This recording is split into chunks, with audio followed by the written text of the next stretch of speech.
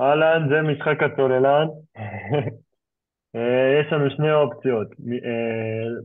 במשחק שלנו, מחשב מול מחשב ומחשב מול בן אדם. אנחנו נתחיל מהאופציה הראשונה של מחשב מול בן אדם. אנחנו רואים את הלוח שלנו שנפתח. יש לנו השחקן שלנו, אנחנו פי שתיים של הבן אדם, ופי אחד זה היריב, המחשב שמשחק נגדנו. המסלולים הקצרים ביותר כל אחד ליעד שלו מסומנים בצבע שלו. הצבע שלנו הוא הצבע הכחול, הצבע של היריב הוא הצבע האדום. יש לנו את הצוללות שהן בצבע האפור, שהן המכשולים שלנו. נבו, אתה רוצה להגיד לנו איך הצוללות מונחות?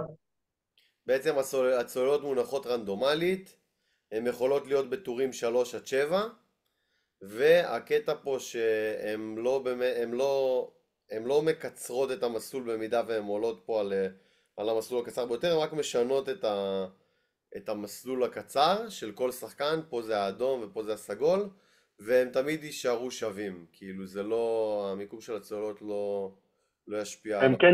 הן כן יכולות להאריך את המסלול הקצר ביותר, אבל להאריך לשני הכיוונים. זאת כן, אומרת לא, זה שתמיד הכוונה יהיו, שזה יהיה שווה לשתי השחקנים. כן. בסופו של דבר כולם המסלולים. מתחילים מאותה נקודת פתיחה עם אותו אורך של מסלול. זאת הכוונה. יופי. אז אחרי שהתחלנו והמסלולים הקצרים שווים ביניהם ושיש לנו את הצוללות באמצע, לכל שחקן בתורו יש את האופציה לבחור את אחת הצוללות ולהזיז אותה. אני כשחקן של בן אדם, אני אבחר צוללת שאני רוצה להזיז, אני רוצה בעצם לדרוס כמה שיותר במסלול הקצר של היריב שלי שהוא האדום. אני אבחר את הצוללת הזאת ואני אחליט להזיז אותה שמאלה באמצעות החצים. ברגע שאני אזיז אותה שמאלה, אז היא תעלה בעצם על המסלול הקצר שלו, הוא יזיז חזרה בתורו באמצעות אלגוריתם שכבר כפיר יגיד לנו ויסביר לנו, ואז המסלול המנצח הקצר ביותר יסומן בירוק. כאן אנחנו נראה בעצם את המסלול הקצר ביותר של שחקן אחד, ואם הוא ניצח בעצם, אז רואים שהמסלול הקצר ביותר של שחקן אחד קצר יותר מהמסלול הקצר ביותר של השחקן השני לעבר היעד שלו, וככה אנחנו רואים מי מנצח במשחק. כפיר, אתה רוצה להסביר לנו איך בעצם המחשב בוחר את הזזות הצוללת? כן, אז בעצם יש לנו אלגוריתם מותאם למקסום הצד שמשתמש ב-A-star.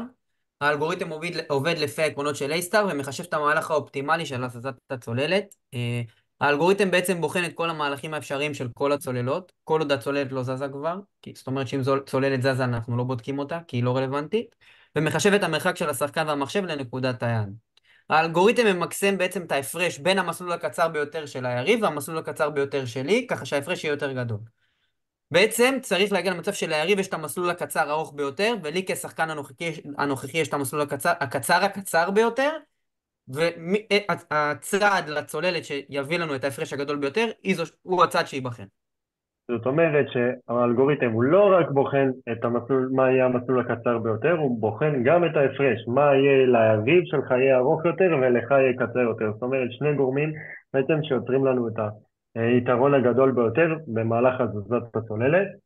זה היה המשחק של בן אדם מול מחשב, ועכשיו שאנחנו נשחק מחשב מול מחשב, זה הם ישחקו אחד נגד השני ויזיזו לפי התיאור שכפיר אמר בצורה אופטימלית את הזזות הצוללת. כאן אנחנו רואים שיש לנו בעצם את האופציה של בהקלטה תיקו. בעצם לא רואים, כי התמונות שלנו מסתירות, אבל למעלה יש איזשהו אלרט שמראה מי השחקן שמשחק, האם זה השחקן הראשון או השני, או אם זה אנחנו מחשב מול הבן אדם, אז אם זה הבן אדם או המחשב, רק לציין. יפה, אז ברגע שאנחנו משחקים מחשב מול מחשב, הם משחקים אחד נגד השני, זה קורה לבד, יש 3 שניות לתור, משהו כזה, בין שנייה וחצי ל3 שניות, ואז בסוף אנחנו רואים את התוצאה של מי שניצח, כמובן עם ההדפסה של המסלולים הקצרים של כל אחד מהם, ומי המסלול הקצר ביותר מביניהם. וזה המשחק שלנו, יש לכם משהו להוסיף? כל 10. כמובן שהניצחון עולה, יש לך המסלולים הקצרים של הניצחון, עוד פעם עושים A-star עם החישוב של המכשולים בסוף, ורואים לפי ה-A-star מי יש לו את המסלול הקצר ביותר. תודה תודה רבה רבה. רבה תודה. לכולם. אה,